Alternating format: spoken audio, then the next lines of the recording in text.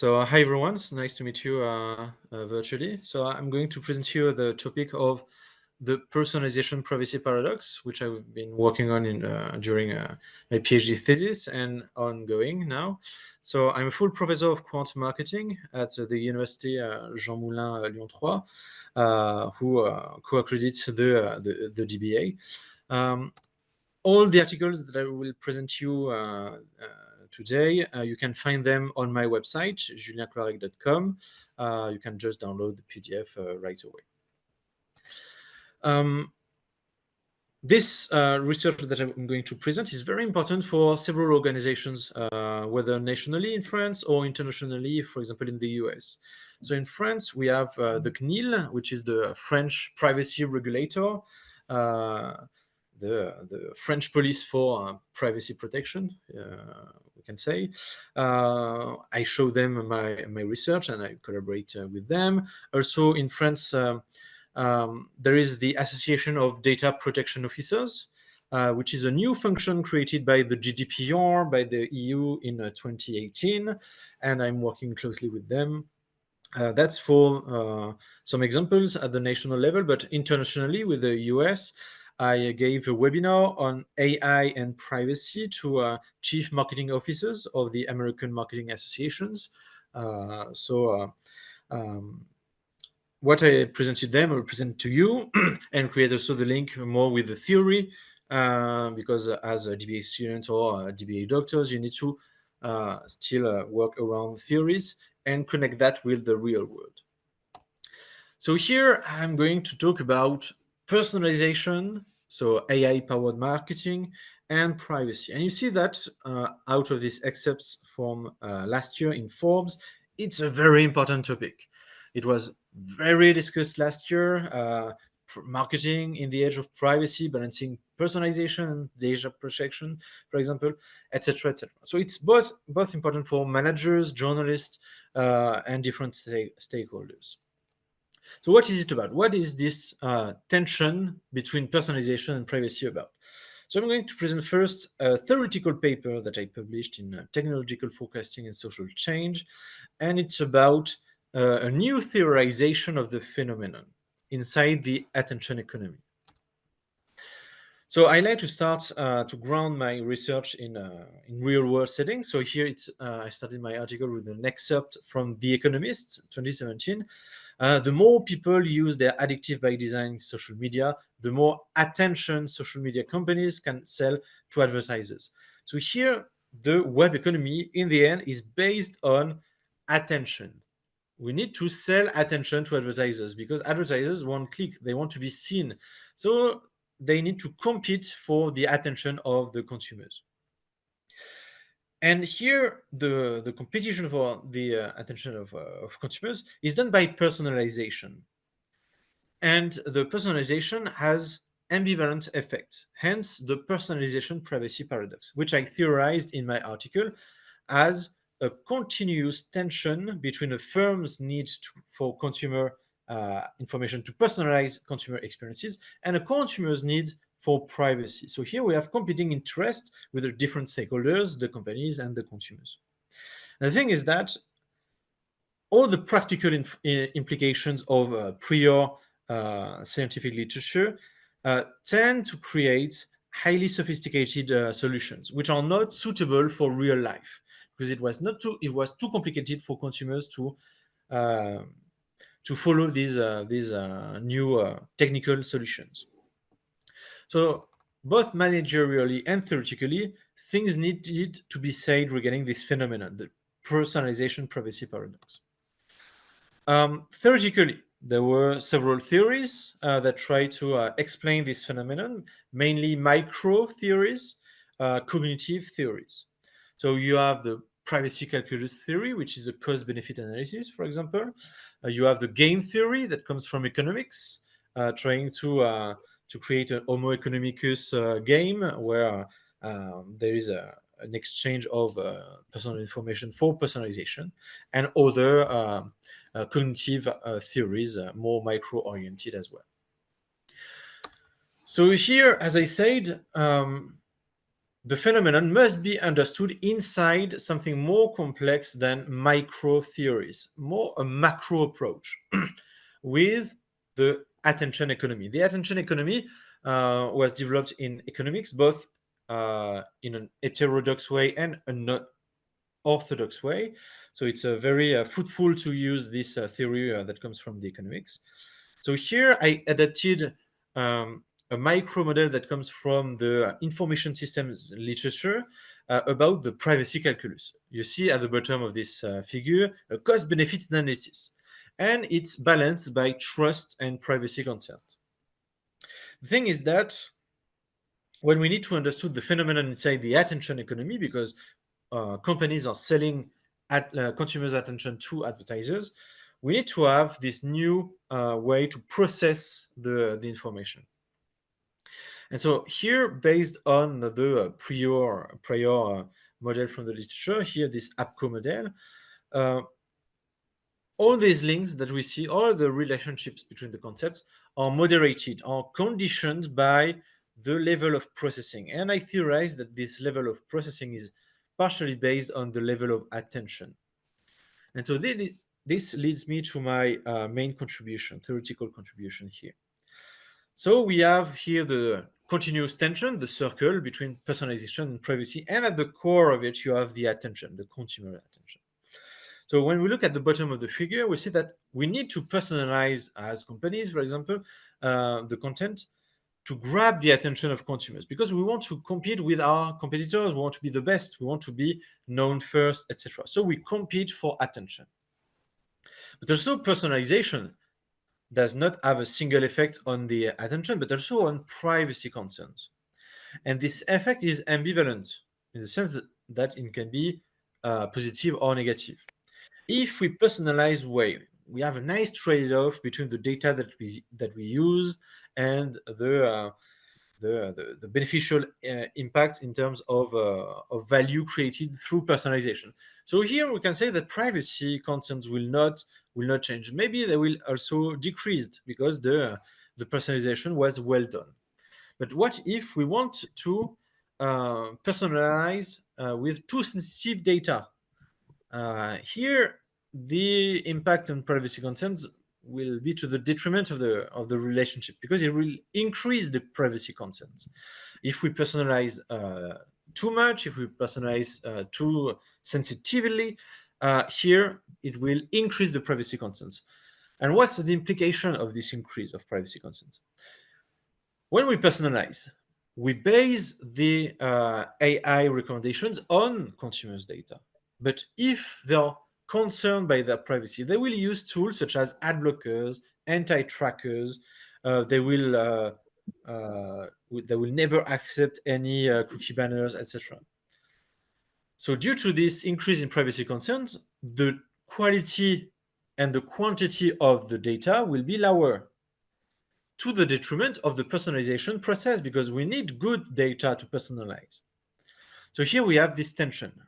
Will it be a virtuous circle or a vicious circle in the end? So as I said, the personalization is made to grab the attention of consumers. Not only the level of personalization has an impact on attention and privacy, but on privacy through attention. Because if we personalize with too sensitive information, if the content that is used to provide personalization is too personal, then the consumers will realize what kind of data was used in order to personalize this content, because we want to get too much of their attention. So they kind of are now more aware of the personalization process through the attention grabbing.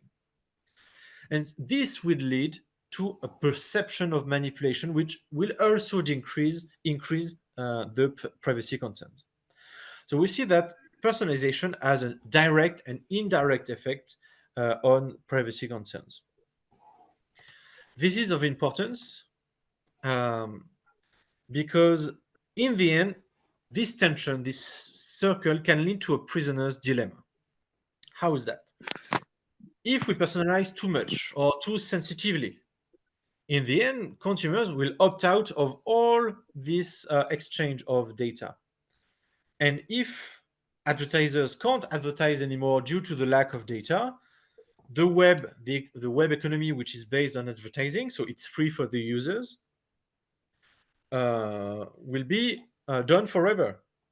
The web will change from a open to a closed business model. So it means paying to access online services more and more, having more paywalls, etc. And in the end, it's to the detriment of the companies, because if consumers have to pay, they will get less consumers. But if the services are paid, the consumers will have less value in using online services in the end globally. So this vicious circle can lead to this kind of dilemma. So it's important to provide the big picture of the attention economy through this phenomenon. That being said, that I theorized this phenomenon inside a better macro-oriented theory, the attention economy. Something that was also limitations of the previous studies is that they were too cognitive oriented. And so, what about the role of affect? I'm a marketing professor. I know that affect can be more important than cognitive aspects sometimes for decision making. So, what about the role of affect? And to understand the role of affect, I did something which is not very well used in practice, in theory, because it's complicated to merge both a social theory and a psychological theory. And to understand the role of affect, I had to draw on these two theories and merge them into one. So here for the social theory, I use the social exchange theory, because when you exchange your personal information to get personalized recommendations, for example, it's a non-economic exchange, it's a social exchange. So here I need this theory to lay the ground to explain the phenomenon in terms of dynamic. But then this exchange is an exchange that is conceptualized in the long term, because what Blow in 1964 explained is that social exchange are created over time through trust. So since it's built over time, it's not something that is direct. It's not something that is concrete always for the consumers. And theorizing the way people construct things is based on the conceptual level theory. So, for example, an economic exchange. When you go to a retailer, you pay with your money some commodities to buy. It's a direct exchange. You pay, you get. So here it's construed concretely by the consumers. It's very concrete, very practical. But when you give, for example, to enter Netflix, to sign in Netflix, you need to provide your email, some banking information, because it's based on subscription, etc. So you need to provide first at the beginning lots of personal information. But then the value of the service, the recommendation, if you like this show or not, it will be created over time. So for consumers, it's more abstract because it's created over time. So this social exchange, which is an abstract exchange, will be impacted by the way consumer construe things with a control level theory. So that's why it was important to merge both of them. So here, that's what I explained, the first reference. When it's something close to us, it's concrete. When it's far from us, it's abstract. And the thing is that I wanted to investigate the role of affect inside the phenomenon of personalization and privacy paradox. The literature shows that affective states impact the level of abstraction. And here, the last reference from Labro and Patrick, 2009, shows that positive affect increases abstract thinking. So there is a connection here. If a social exchange giving personal information to get AI-powered personalization takes time, it's abstract.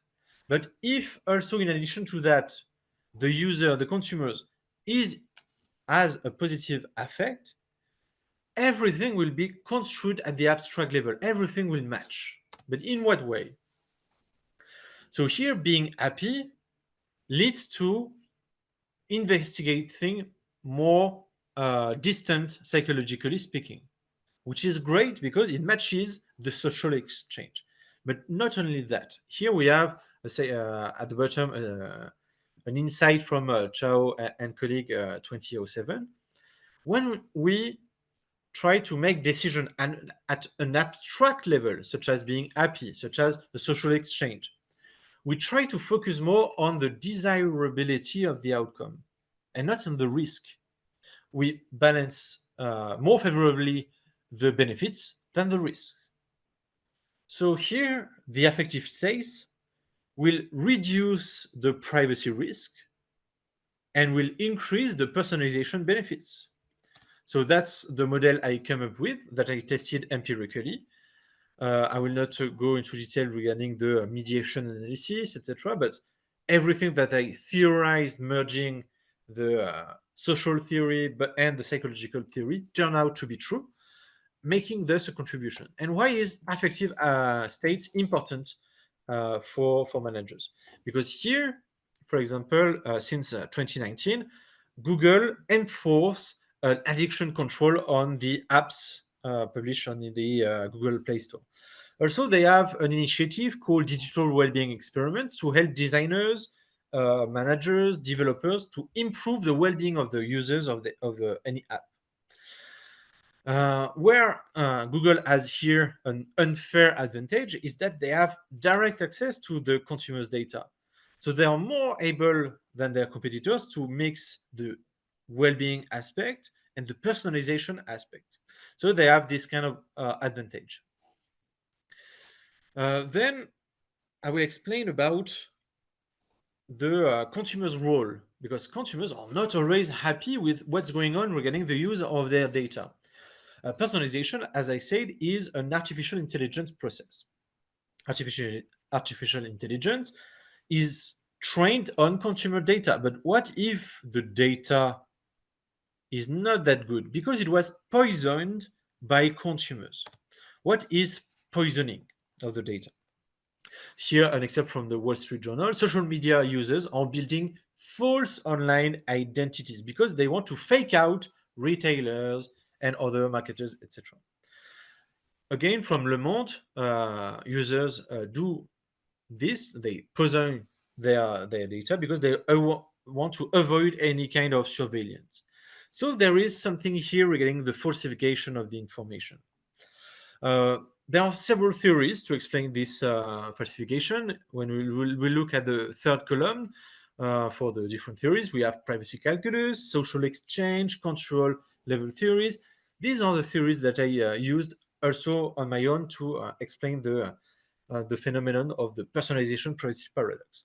But here, I'm not interested directly or only by the personalization privacy paradox, but on a specific aspect of it, the falsification of the data.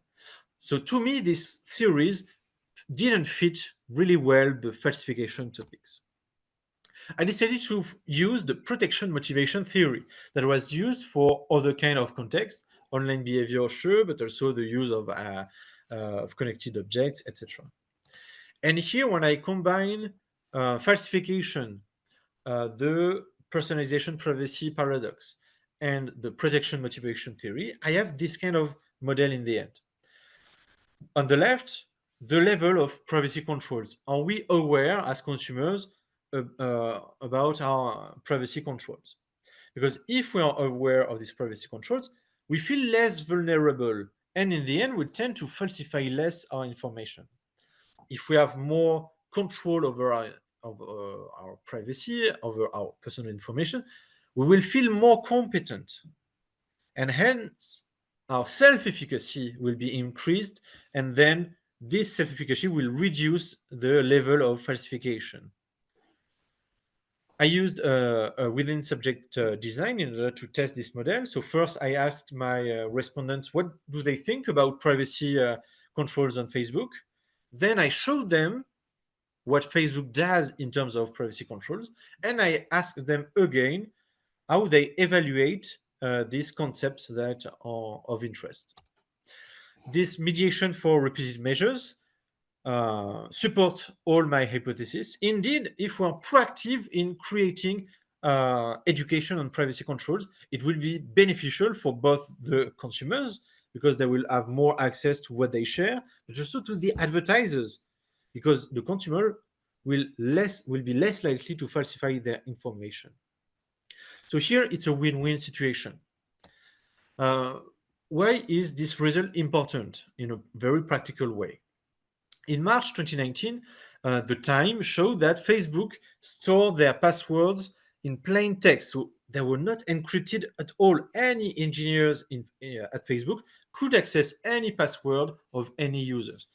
And it was alleged that between 200 and 600 million Facebook users were affected by that. So after it went public, Facebook created a native post on all the users' timeline regarding how to create strong passwords, etc. So here, how to create strong password is a marketing intervention for privacy education.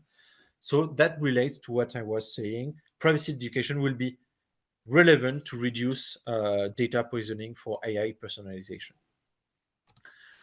Last but not least, another way to alleviate this vicious circle of the personalization privacy paradox is the consent part. The consent part is very important. It's at the interface of privacy concerns and personalization. So here we used the consent operationalized around kind of gray data. We used the example of Doctissimo. Doctissimo is a French website where there are different news regarding the health systems, things like that, but also where users can share their health experience, their symptoms with other users on forums. So it's not health data per se because we are not dealing with medical practitioners, and hospitals. We are dealing with a forum, but also they talk about the symptoms. So it's a gray zone that is interesting to examine. And then again, what about the consent here? Well, the consent is operationalized with the cookie banner. Because since the GDPR, there are lots and lots of cookie banners. People are fed up with the cookie banners and clicking accept, etc. So the consent is also important here because do we really get the real consent when we click on a cookie banner? This cookie banner is also very important in terms of compliance because, for example, I talked at the beginning of the presentation that I'm working with the CNIL, so the French privacy regulator, and you see that they fined TikTok 5 million euros for cookie consent for violating their rules, and also Google for that 150 million euros because they failed to comply to this kind of regulation regarding consent for the cookies. So it's an important topic managerially, even from last year. The thing is that how can we understand consent theoretically? There are two main characteristics that are about consent: transparency and control. Whether for the regulatory bodies, when you look at the GDPR, they talk a lot about transparency and control, but also from the literature when we talk about privacy. And here, when we look at the literature, for example, the paper by Chu and colleague in 2021, they explain that control and transparency are two distinct mechanisms. Control is like system one. Control is like system two. It's logical, it takes time, it's rational. But the way to evaluate transparency is system one. It's cognitive, biased cognitively. It's very heuristic, okay? And so the way that the prior literature on the transparency and control of any other context was badly done because they didn't operationalize differently transparency and control, what we are doing in this current study. So how to do that? First, since we evaluate transparency in a holistic and system one perspective, we are using a between subject design. So we are doing an A/B test, like we say in companies. We test high transparency condition on the left, low transparency on the right. So on the left, you have the real Doctissimo cookie banner with all the very transparent with all the actions that will be taken based on the data collection. And on the right, you have the low transparency condition, which we manipulated.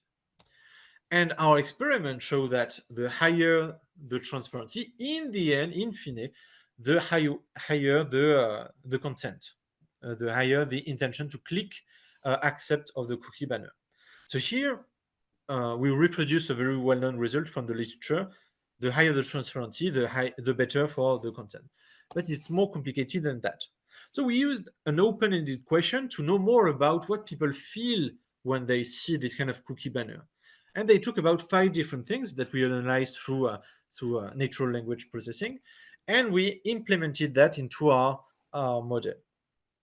So the very beneficial effect of transparency is more nuanced in reality, because the more transparent, the more we feel that it's an intrusion of our personal information boundaries, which kind of nuance the global positive effect. So here, through a new method, we were able to nuance the results from the literature. Now, what about control?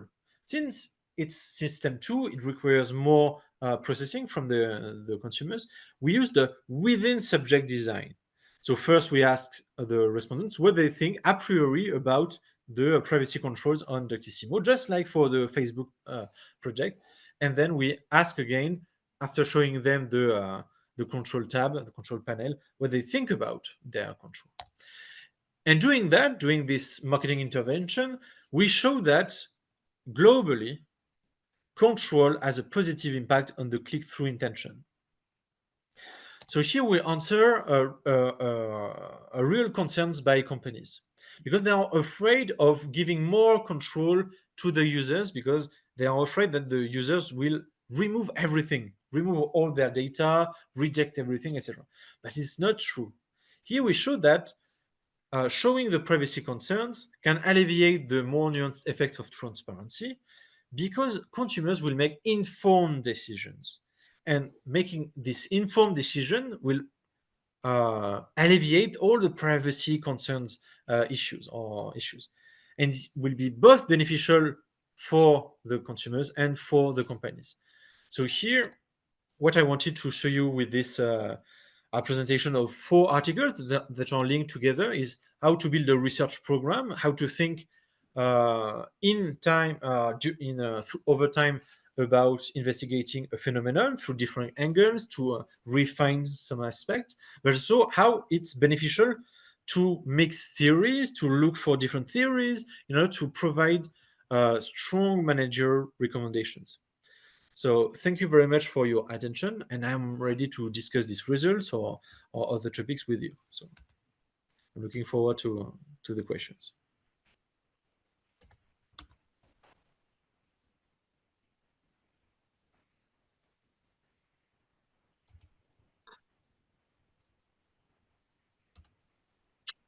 I have a question, if that's okay for you. Sure. Very interesting. Absolutely. Thank you very much. I'm a business psychologist, so I hear a lot of psychology in your Yes. presentation. So it's super. It's great. Absolutely. I really liked it.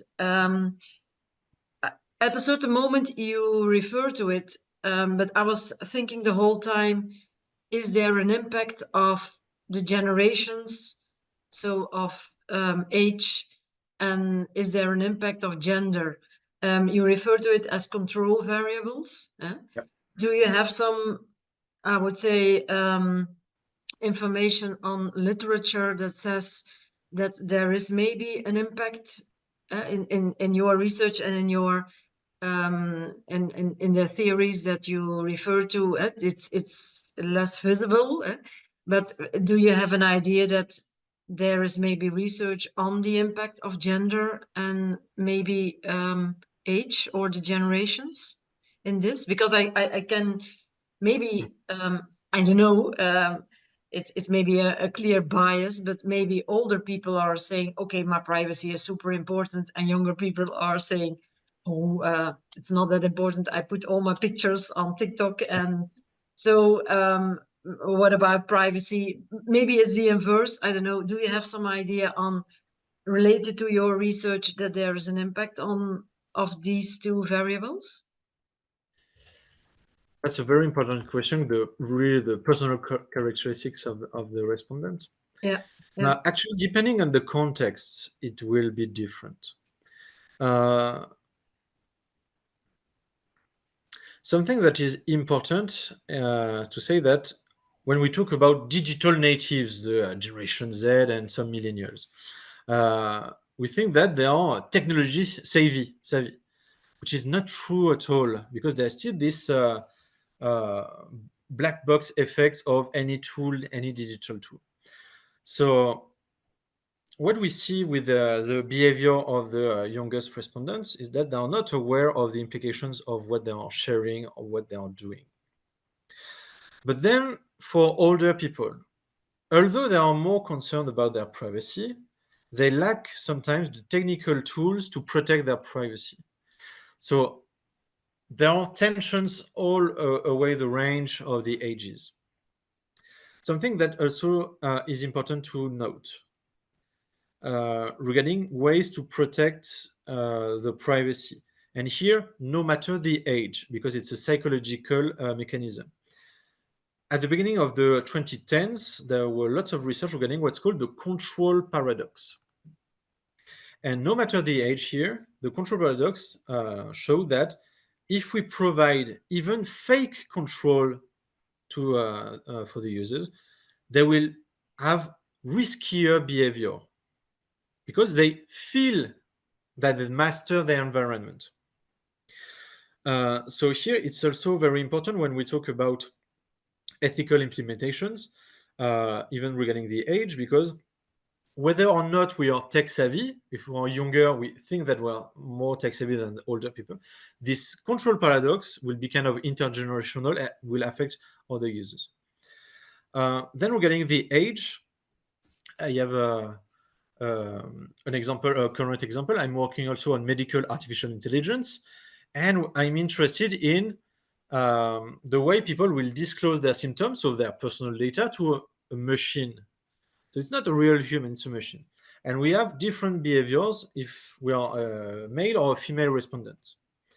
Male respondents will share more symptoms than female respondents. They feel more at ease with a tech. Oh, okay, it's a tech, I can share, I don't care. Female respondents, on the contrary, were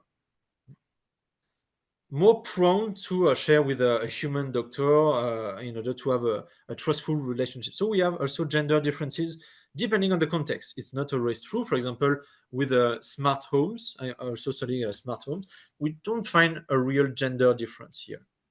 Uh, there are differences.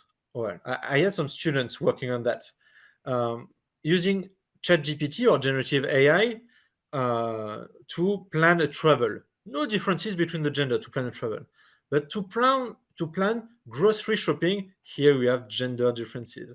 So it was kind of funny to find these results. So planning a travel, no differences, even though they have different interests.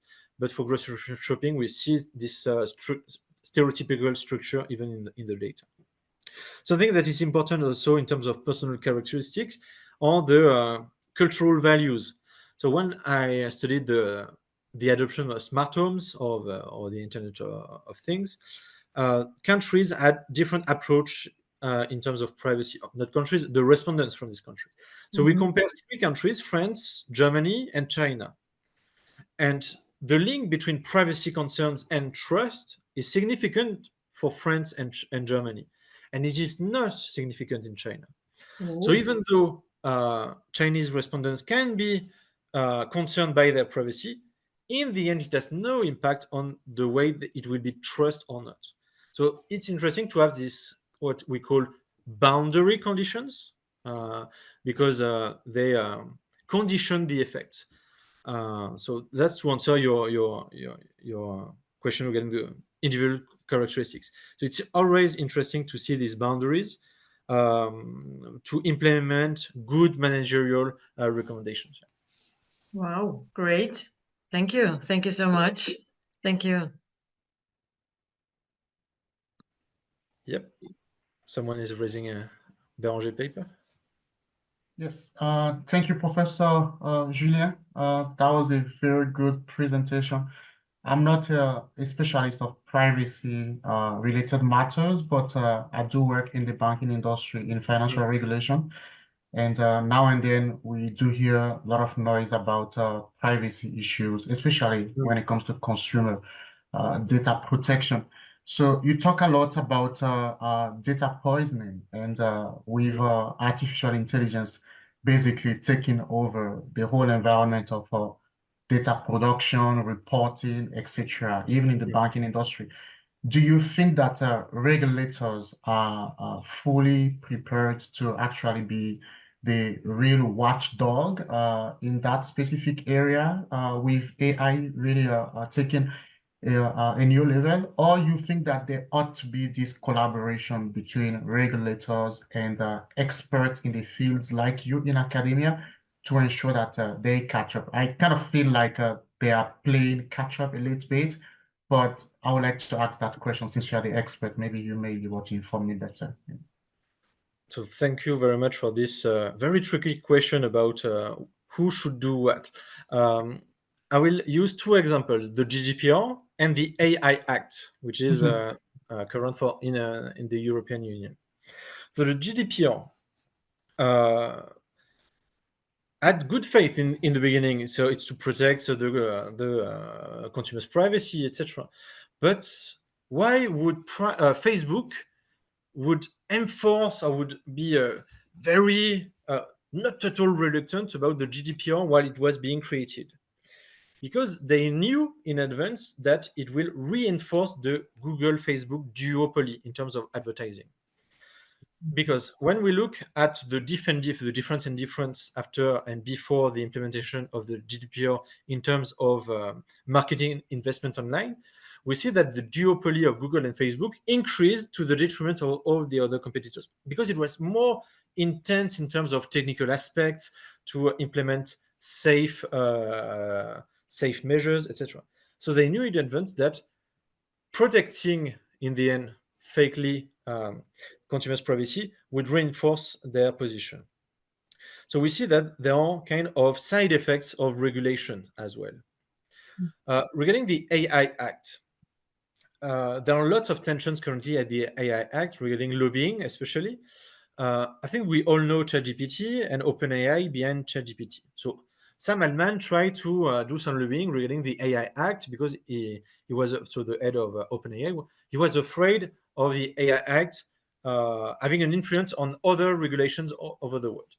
But he was not that smart. There is another company that is very smart. It's Anthropic. I don't know if you heard of Anthropic. It's the main competitor of OpenAI, built by former engineers of OpenAI. So Anthropic, they are maybe better technically than OpenAI, but they are also worse, if we can say that, in terms of lobbying. They are the strongest lobbying company for the AI Act. They want to reduce everything regarding the data protection, copyright protection, because we need lots of data to train models. And so currently the AI Act is not that protective in terms of privacy or copyright infringement due to this lobbying. So we have tension between private companies and public regulators. So that's for the to create the regulation. But what about the enforcers of this regulation inside companies? So I know the GNIL pretty well, so the French privacy regulator. And you see, I just showed you the Doctissimo cookie banner.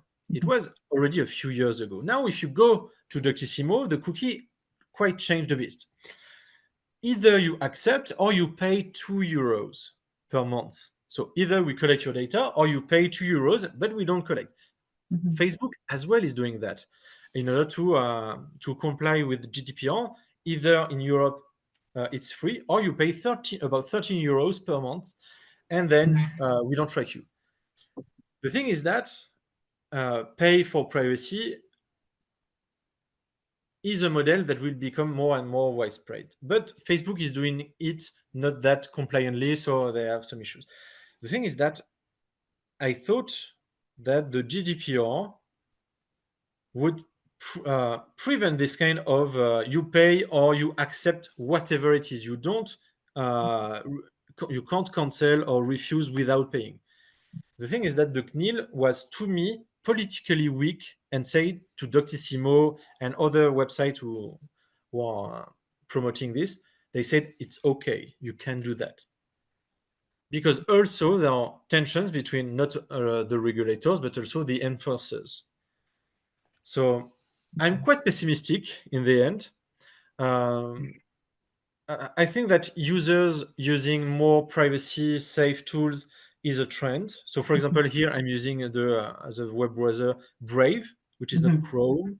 You can use Firefox. It can be interesting because, for example, Brave has by default anti-trackers, ad blockers, etc. But in the end, it should not be the responsibility of the users. It should be the political responsibility. And I'm very pessimistic regarding the way things are going, because there are two competing interests, private versus public. So as researchers, it's very interesting to investigate. We have tensions, we have businesses, regulators, consumers. But as a consumer, I'm very afraid of what's going on. Right. Makes sense, yeah. Thank you, Professor Julien. That's all I have. Yeah. My pleasure.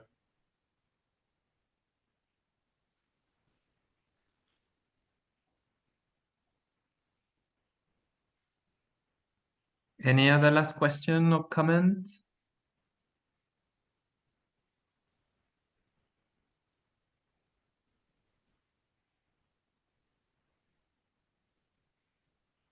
Professor Cloarec, a last word before we close the session? Yeah, last word. So what I really wanted to show is that you should always be theoretically curious. Because for the same phenomenon, you see, I've shown you at least a dozen of theories. And according to what you want to contribute in terms of managerial implications, the selection of the theory will be important. So here I had contribution for several stakeholders, regulators, consumers, companies. And you see that with the same phenomenon, I could provide recommendations to different stakeholders just by crafting a nice theoretical framework. So you should be curious about what theories are talking about, how you can not manipulate, but readapt these theories. Because in the end, they are just tools. Theories are not written in marble. Theories need to be improved, need to be extended. And new phenomenon can help doing that. So you contribute to the knowledge with your DBA project, but also this contribution to knowledge indirectly and directly can provide nice managerial recommendations. So be curious. Okay.